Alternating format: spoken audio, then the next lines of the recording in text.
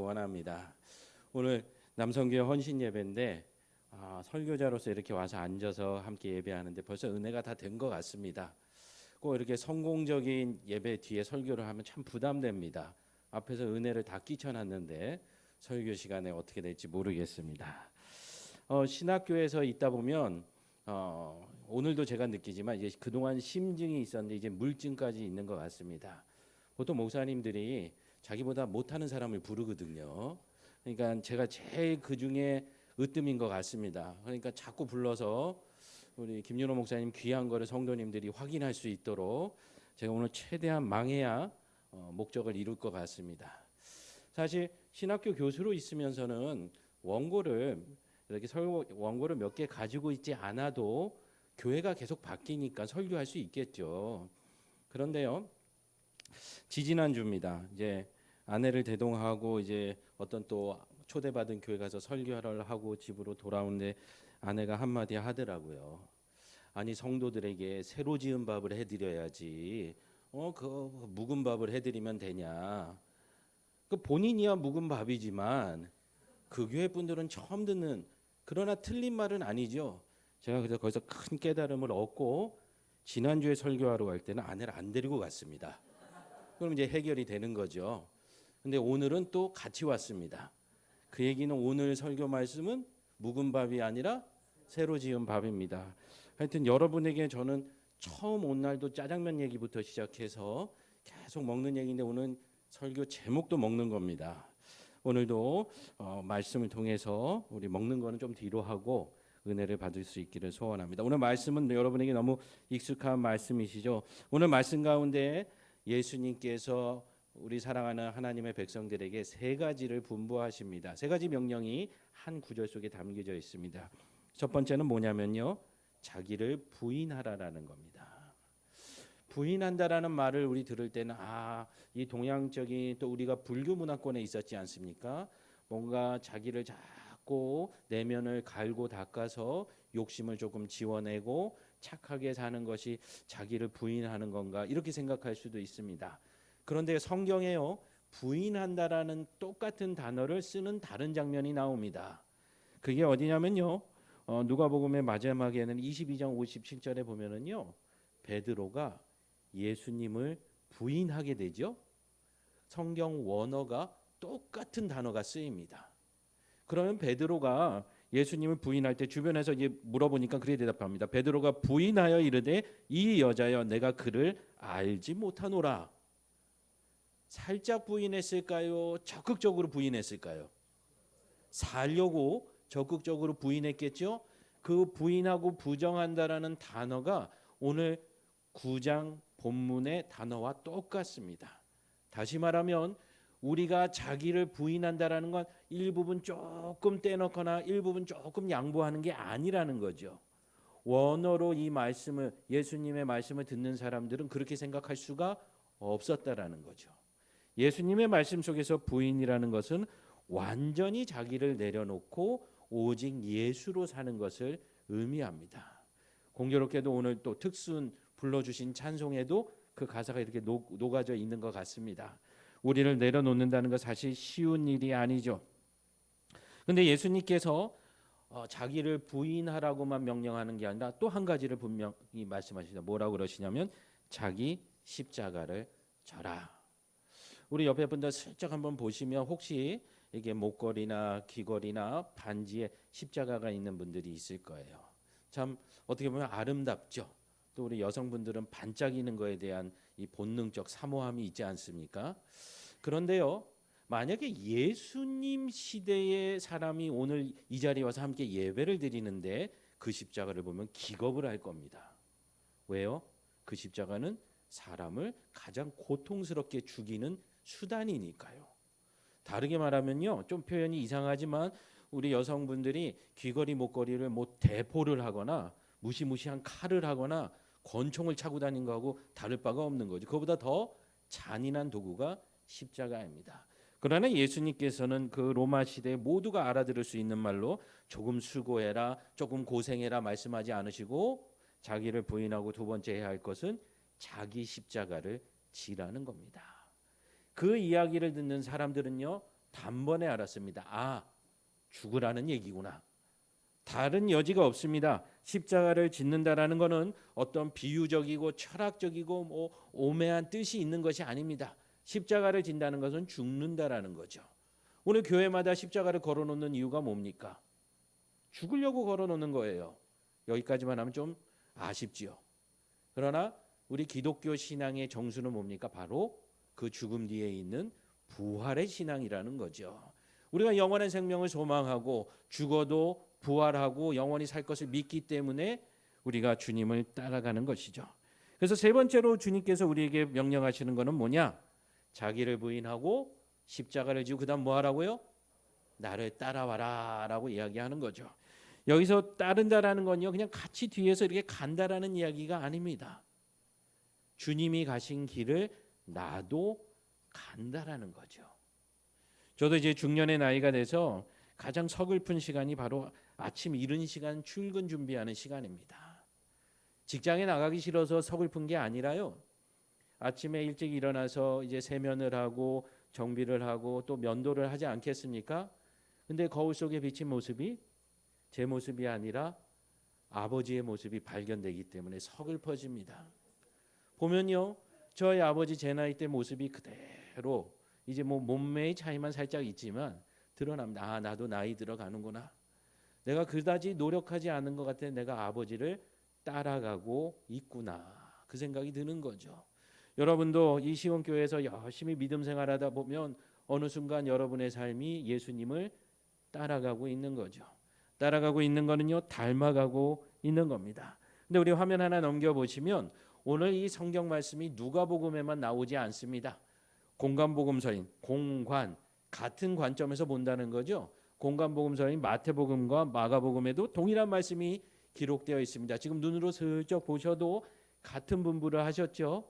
다시 말하면 예수 그리스도의 명령을 들은 누가뿐만이 아니라 마태와 마가의 입장에서도 다른 것 좀 잊어버릴지 몰라도 예수님의 이 말씀은 꼭 기록으로 남겨야겠다 해서 모든 복음서에 기록되어 있다라는 거죠. 그런데요, 누가는 조금 다릅니다. 화면 하나 넘겨보시면요, 똑같은 본문인데 단어 하나가 추가됐습니다. 색깔을 좀 다르게 칠해놨죠. 맨 위에 누가복음은 뭐가 추가됐죠?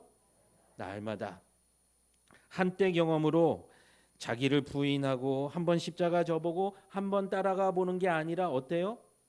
날마다 가야 된다라는 거예요. 왜요? 마태와 마가는 성경을 기록할 때 유대인들이 읽을 거라 생각했어요.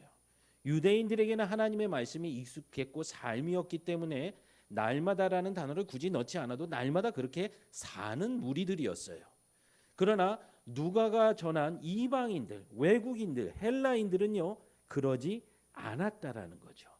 이 이방인들은요, 신을 찾는 경우가 언제냐면 우리가 무당집이나 점집 가는 거랑 비슷합니다. 문제 있을 때만 가는 거죠. 그러나 기독교 신앙은 어떻습니까? 항상 주의 전에 거하고 매주 말씀 읽고 기도하고 예배드리는 삶 아니겠습니까? 그러나 그 당시 헬라인들은 그게 익숙하지 않았다라는 거죠. 그러니 이 날마다라는 단어가 빠지면 아마 이방인들은 한 번쯤 생각해 보겠습니다. 한 번쯤 예수님의 가르침을 따라가 보겠습니다. 그러나 예수께서 우리에게 원하시는 것은 무엇이냐? 날마다 지속적으로 멈추지 않고 반복되도록 호흡처럼 늘 쫓아가라고 우리에게 말씀하고 있다라는 거죠. 오늘 남성교회 헌신 예배를 드립니다. 그럼 오늘만 헌신하는 걸까요? 아니죠. 저분들의 평생이 헌신하지만 오늘 다시 한번 다짐하고 확인하고 하나님께 온전히 은혜 달라고 의지하는 그런 삶인 거죠. 그럼 이런 삶의 끝에는 무엇이 있을까요? 우리가 헌신한다라는 건 제가 하고 싶습니다 해서 되는 건 아닙니다. 주님께서 먼저 우리를 불러 주셔야 되는 거죠. 제가 아무리 스포츠를 좋아해도 어느 프로 스포츠 팀에 찾아가서 제가 이 팀을 위해서 헌신하겠습니다. 내일부터 선수로 뛰게 해주십시오. 그러면 박장대소 하겠죠. 벌써 몸매부터 뛸 몸이 아니잖아요. 내가 하고 싶다고 되는 것이 아니라 팀이 불러주어야 내가 그 팀을 위해 헌신할 수 있는 거죠. 여러분이 성수시온교회에 나온 것이 여러분 생각에는 여러분 의지로 나왔고 이 근처에 사니까 오신 것 같지만 모든 것이 하나님의 계획이요 하나님의 섭리인 줄 믿으시기 바랍니다. 하나님이 불러주셨기 때문에 우리는 오늘 이 자리에 나와 있는 것입니다. 그 증거를 한번 대볼까요? 여기 강 건너에 큰 병원 하나 있죠? 모르세요? 있잖아요. 뭐 방송이 아니니까 브랜드를 얘기해도 되죠? 우리 갑자기 제 이름이 생각이 안 나네요. 아산병원. 아산병원이 하나 있잖아요. 그런데요, 아산병원에 여러분이 가고 싶다고 가나요? 가는 것 같죠? 근데 왜 안 가세요? 안 아프니까요. 교회 안 나오는 사람들 왜 안 나올까요? 자기가 죄인이라는 걸 모르니까요. 영적으로 문제 있다라는 걸 모르니까요. 좀 더 나가 볼까요? 지금 거기 장례식장에 누워 있는 분들이요. 그분들 오늘 여기 오고 싶어도 못 와요. 지금 살아 있는 분들은 그냥 교만하게 당연히 사는 거지 생각하지만 어제 세상을 떠나신 분들 입장에서는 예수 믿고 싶어도 이미 늦어버린 거라는 거죠. 오늘 여러분을 이 자리에 부르신 것은 우리 남선교회 분들만 헌신하라고 그러는 게 아니죠. 같은 마음으로 우리 모두가 주 앞에 헌신하라고 불러주신 줄 믿습니다. 이 말씀이 이사야서 43장에 바로 나옵니다. 여러분 너무 사랑하는 말씀이죠. 한번 같이 읽어볼까요? 시작. 내가 너를 지명하여 불렀나니 너는 내 것이라. 내가 물 가운데로 지날 때에도 내가 함께할 것이요 강을 건널 때에도 너를 침몰하지 못할 것이며 불 가운데로 지날 때에도 타지 아니할 것이요. 아멘. 주님께서 우리를 불러주시고 너는 내 것이다. 어떻게 기분이 좋으세요? 아니면 좀 부담되세요? 좋죠. 오늘 혹시 부부가 계시면 집에 가서 조금 어려워도요 바라보시고 넌 내 거야 한번 해보세요. 참 소름 돋죠. 막 닭살 돋지만 그래도 딱 돌아 누워 앉아 있다 보면 기분이 좋아요. 누군가가 나를 사랑해 준다라는 확신이 서니까요. 오늘 하나님이 우리에게 보내는 어떻게 보면 연애 편지 같은 구절입니다. 너는 내 것이라. 근데 그 뒤에 나온 구절이 우리는 참 또 눈이 갑니다. 우리가 불 가운데로 지날 때, 강을 건널 때, 또 물 가운데로 지날 때에 고난이 있을 때 우리와 함께 하시는군요. 이렇게 해석하시는 분들이 있어요. 뭐가 잘못됐나요? 그러면 이렇게 질문해 봅시다. 고난이 없을 때는 함께 안 하시나요? 다시 말하면 우리의 삶은 고난의 연속이라는 거예요. 주님은 우리와 항상 함께 하시겠다라고 이야기하셨잖아요. 예수께서 세상을 떠나시며 하늘 보좌로 돌아가시면서도 아래 나온 성경 마태복음 28장 말씀처럼 내가 너희와 항상 함께 하리라. 그냥 너희 힘들까 봐 가까이 있겠다고 말씀하시는 게 아니잖아요. 사명을 주셨다라는 거예요. 땅 끝까지 이르러 내 증인이 되려고 하면 물 가운데로도 지나가야 되고 강도 건너야 되고 불 가운데로도 가야 된다. 그러나 걱정하지 마라. 뭐예요? 내가 너를 지켜줄 것이고 함께하여 줄 것이고 왜요? 너는 내 것이니까. 여러분이 하나님의 것이고 예수 그리스도의 제자라면 그런 고난의 길을 갈 때 오히려 즐거워해야 합니다. 아까 제가 잠깐 운동팀 얘기를 했습니다. 그러나 여러분 운동팀 이 TV에 나와서 중계 방송하는 거 보세요. 편해 보이시던가요? 땀을 뻘뻘 흘리고 때로는 헛구역질이 나고 막 뛰어다녀요. 그런데요. 지금도 유소년 아이들은요. 그런 선수가 되려고 땀방울을 흘려가며 때로는 울어가며 훈련받고 노력합니다. 왜 그 힘든 고생을 할까요? 겉으로 보기에는 육신의 고통이 있지만 거기에 가치가 있고 보람이 있고 보상이 있기 때문에 그 길을 준비하고 가는 거죠. 어린아이들도 유명한 프로 선수가 되기 위해 그런 노력을 하는데 우리가 예수 그리스도의 제자로 살아간다는 거 삶 속에 어려움들이 있지요. 그거는 내가 잘못해서 찾아오는 게 아니라 당연히 찾아옵니다. 왜요? 주의 길을 가려면 찾아옵니다. 왜요? 거기에 하나님께서 우리를 지키시고 보호하기 때문입니다. 그래서 오늘 말씀 속에도 이야기합니다. 사랑하는 제자들에게 자녀들에게 날마다 자기를 부인하고 날마다 십자가를 지라고 이상한 얘기를 합니다. 십자가를 진다는 건 즐거운 얘기가 아니죠. 무서운 얘기죠. 그러나 그 길이 주님을 따라가는 길이요 주님과 함께하는 길이요 천국에 이르는 길이기 때문에 그러하다라는 거예요. 여러분 삶의 문제들이 찾아오십니까? 당연히 찾아오죠. 내가 신앙생활 이렇게 열심히 했는데 왜 삶에 어려움이 있지? 아니요. 잘하니까 더 어려운 문제 주시는 겁니다. 중학교 졸업한 아이가 고등학교 가면 더 어려운 문제 풀면서 내가 학교 잘못 왔나 보다. 왜 문제가 더 어려워졌지 하지 않지요. 왜요? 성장하고 성숙해 가는 거니까요. 대학교 가서 더 어려운 시험을 치르고 논문을 쓰면서 아이고 내가 학교를 고생해서 왔는데 잘못 왔나 보다 하지 않습니다. 왜요? 그만큼 성장했다라는 겁니다. 여러분의 삶에 고통이 찾아오고 고민이 찾아올 때 여러분은 그 고민에 주목하기보다는 하나님께 주목하셔야 됩니다. 하나님, 이 문제에 내가 어떤 답을 쓰기를 원하십니까? 말씀으로 응답해 주시고 우리 시온교회 성도의 삶과 교제를 통해 하나님 알게 하여 주옵소서. 그러면요 하나님이 기가 막히게 문제를 풀어주십니다. 근데 세상 사람들은 고난이 오나요 안 오나요? 똑같이 오지요. 근데 그 사람들은 답이 없어 괴로워하잖아요. 점집을 찾아가잖아요. 자기를 믿고 가잖아요. 그러나 우리는 하나님이 계시잖아요. 그들이 세상적인 방법으로 답을 잡지 못할 때에 우리에게 질문할 겁니다. 똑같이 고난을 당하는데 우리는 찬송을 부르고 기뻐하고 즐거워하고 서로 격려하기 때문이죠. 그때 우리가 할 수 있는 대답은 무엇이에요? 하나님이 우리와 함께 하시기 때문에. 하나님이 우리와 함께 하신다라는 것을 신약 성경 단어로 바꾸면 무엇이죠?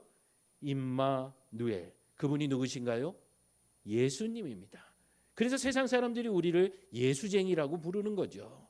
그런데요 예수 믿고 살아가는데 우리의 반응이 이렇게 말씀대로만 이루어지지는 않는다라는 거죠. 우리 화면 한번 볼까요? 가르쳐 지키게 하라 그런 말씀이 있습니다. 한 면 더 넘겨주세요. 그러면 여러분 하나님 말씀 따라 사십니까? 안 사십니까? 안 사세요? 잘 못 지켜도 괜찮습니다. 공부하는 사람이 다 A만 받나요? B를 받아도 잘한 겁니다. A도 잘한 건요. B가 무슨 뜻인 줄 아세요? 뷰티풀입니다. 아 멋지다. 근데 보통 사람들이 등급이 떨어진다고 착각하는 거죠. 우리가 하나님 말씀을 따라 살아간다는 것을 때로는 지적으로 생각할 때가 있어요. 말씀을 듣고 그거 동의된다. 이번 주 한번 오늘 아침 예배 드려보니 김윤호 목사님 말씀이 참 동의가 되네. 하나님 말씀대로 살아보자. 그런데 가르침을 따른다를 한 번 더 눌러주시면 나옵니다. 뭐예요? 순교. 따를 순자에 가르칠 교자예요. 가르침을 따른다. 한자를 잘 하시는 분은 지금쯤 뭔가 이상한데 느끼셔야 합니다. 순교는 원래 저 단어가 아닙니다. 한 번 더 보여주세요. 진짜 순교는 뭐냐면요. 따라 죽을 순자와 가르칠 교자를 씁니다. 순교자의 삶이라는 건 뭐냐면요. 가르침을 동의하고 알았습니다라고 하는 것이 아니라 그 가르침에 내 목숨을 내어놓는 것, 십자가를 지고 따라가는 것을 순교라고 이야기한다라는 거죠. 헬라어 원어에도요. 한 번 더 보여주세요. 순교자를 마르투스라고 합니다. 마르투스라는 말은 원래요 법정의 증인으로 쓴 사람입니다. 이러이러한 일이 있었습니다라고 증인이 되는 것이 마르투스인데 가르침을 따라가는 것이 순교인데 왜 우리의 믿음의 조상들은 증거하는 것, 가르침을 따라가는 것을 죽는 순교라고 바꿔서 썼을까요? 다시 말하면요, 우리의 믿음의 선배들은요, 예수 그리스도의 말씀과 부름을 따라가는 것은 죽는 겁니다. 목숨 걸고 하는 겁니다. 그리고 예수 그리스도를 증거하는 것도 목숨 걸고 하는 겁니다. 그런데 우리는 순교는 특별한 사람들의 일이고 우리는 그저 교회 와서 예배드리면 하나님이 기뻐하실 거라고 생각합니다. 여러분, 최선을 다해서 여러분의 삶을 다 들여서 목숨을 다하여 따라가는 것, 그것이 바로 헌신이며 오늘 주님께서 여러분에게 원하시고 부르시는 명령입니다. 그 명령을 따라 귀를 기울이고 순종하는 우리 모두가 되기를 소망합니다. 아무든지 나를 따라오거든 자기를 부인하고 날마다 제 십자가를 지고 나를 따를 것이니라. 처음 듣는 말씀은 아니시죠? 그런데 왜 이렇게 어려울까요? 오늘 설교 제목의 이유가 여기서 나옵니다. 여러분, 다음 그림 또 먹는 건데 한번 볼까요? 자, 똑같이 삶습니다. 근데 뭐가 다른 게 있어요. 뭐냐면요, 계란은요 삶으면 삶을수록 원래보다 단단해집니다. 그렇죠? 날계란일 때는 부서지잖아요. 삶으면 삶을수록 단단해져요. 근데 감자는 거꾸로 삶으면 삶을수록 부드러워지고 으스러지죠. 이 두 가지 종류의 교인들이 있다라는 거죠. 어떤 사람은 계란 같은 성도들이에요. 좀 발음을 조심해야 될 것 같아요. 뭔가 기분 나쁘게 들리실 수 있어요. 계란 같은 성도입니다. 뭐예요? 막 뭔가 고난을 당하고 연단을 당한 것 같은데 오히려 더 딱딱해집니다. 단단해집니다. 자기 생각이 강해집니다.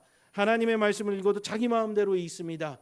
목사님을 통해서 풀어주시는 말씀을 배우고 훈련받는 게 아니라 하나님의 말씀을 내 뜻대로 사용합니다. 물 가운데로 강을 건널 때 불 가운데로는 다 까맣고 너는 내 것이라고 해놓고 왜 안 도와주십니까? 라고 따집니다.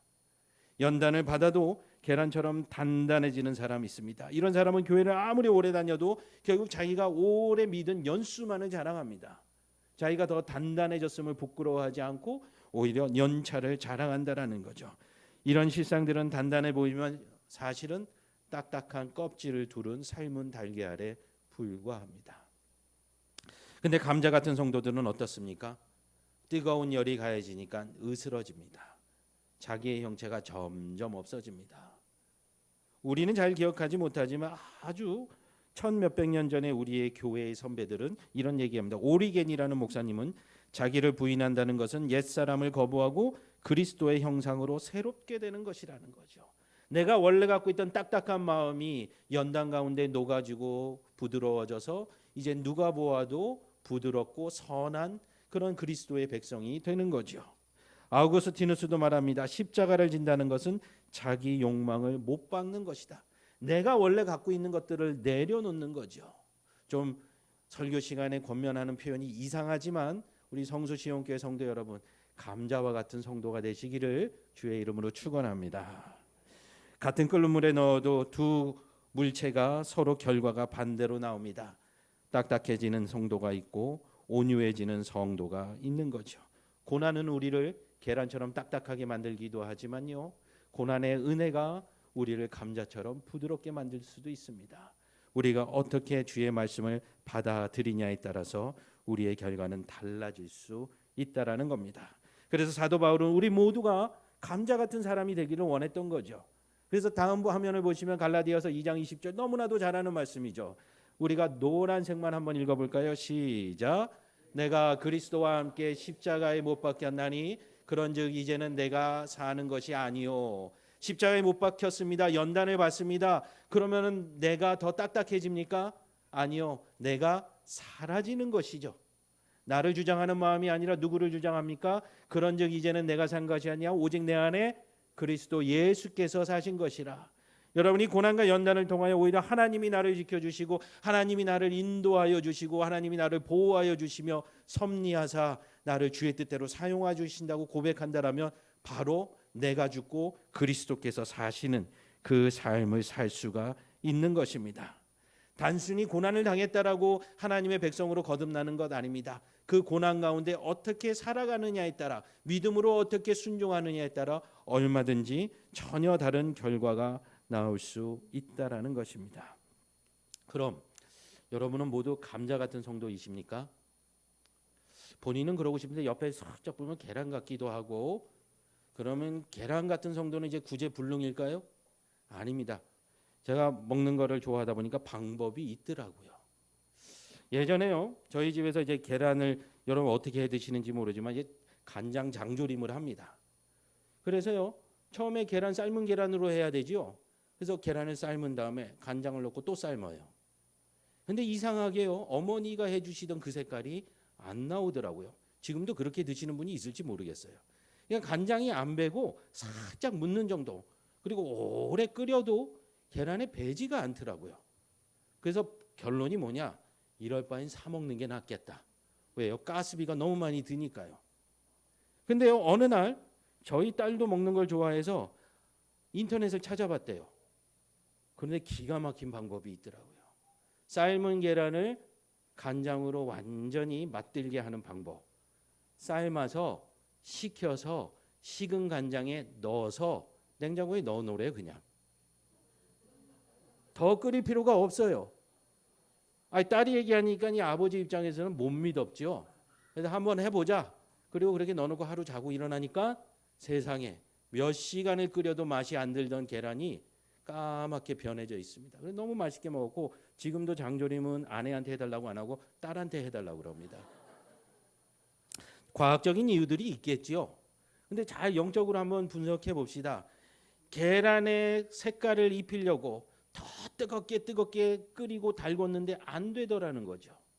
그런데요, 삶은 계란은 그냥 차가운 간장에 담가서 가만히 가만히 냉장고에 뒀습니다. 사실 가만히 있는 듯 하지만 중요한 건 뭐예요? 간장 안에 있어야 되죠. 간장 밖에서 24시간이 지나도 안 변합니다. 마찬가지입니다. 아무리 강팍한 마음을 가진 자들이라도, 딱딱한 마음을 가진 자들이라도 말씀과 기도 안에서 경건 생활을 온전히 잠잠히 해가면요, 예수의 향기로 물들 수밖에 없다라는 거죠. 성수 시온교회 와서 예배드리고 신앙생활하는 거 한 주 뜨겁게 한다고 여러분이 놀라운 신앙의 영웅이 되는 건 아닐 겁니다. 그러나 매주 말씀을 듣고 함께 기도하고 찬송하는 가운데 우리도 모르는 사이에 예수의 모습으로 물들어 가는 것이죠. 그러면 어느 순간 사람들이 봅니다. 아이고, 예수 믿는 사람이구만. 아무리 고난을 당한 사람보다 더 앞서가는 사람은 누구냐? 끊임없이 말씀과 기도에 잠겨 있는 사람들입니다.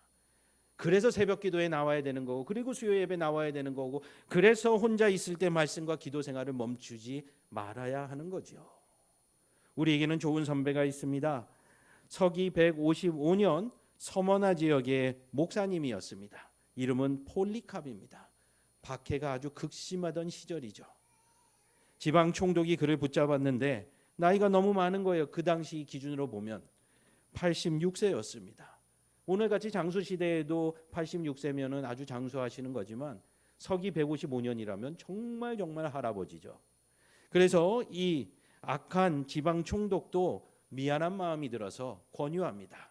어르신, 법이 있지 않습니까? 그리고 많은 신이 있는데 굳이 고집을 하십니까? 여기서라도 잠깐 로마 황제에게 맹세하고 예수를 부인하면 제가 풀어드리겠습니다. 나이를 생각하십시오. 건강을 생각하십시오. 처형당하면 견디기 어려울 겁니다. 그때 아주 유명한 말을 폴리캅 목사님이 남깁니다. 잘 들어보십시오. 86년 동안 나는 그분을 섬겼지만 그분은 한 번도 나를 부인한 적이 없으셨습니다. 그런데 내가 어찌 나의 왕을 부인할 수 있겠습니까? 우리가 의지를 가지고 예수 그리스도를 쫓아가는 것이 아닙니다. 그분께서 우리를 끊임없이 붙잡고 있기 때문에 우리가 그 길을 갈 수 있는 것입니다. 어린아이들 길러보시면 잘 알죠. 위험한 찻길에서 붙잡으면 오히려 막 손을 뿌리치고 막 자기 마음대로 하려고 하죠. 위험한 줄 모르고 사는 것이죠.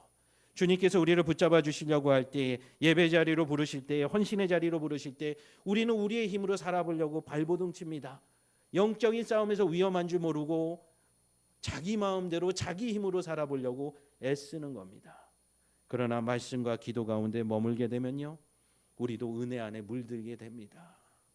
사실 위대한 신앙인들은요, 위대한 일을 남긴 사람들보다는 오히려 조용히 자리를 지켰던 사람들, 기도를 끊이지 않았던 사람들, 말씀을 늘 붙잡았던 그들이었습니다.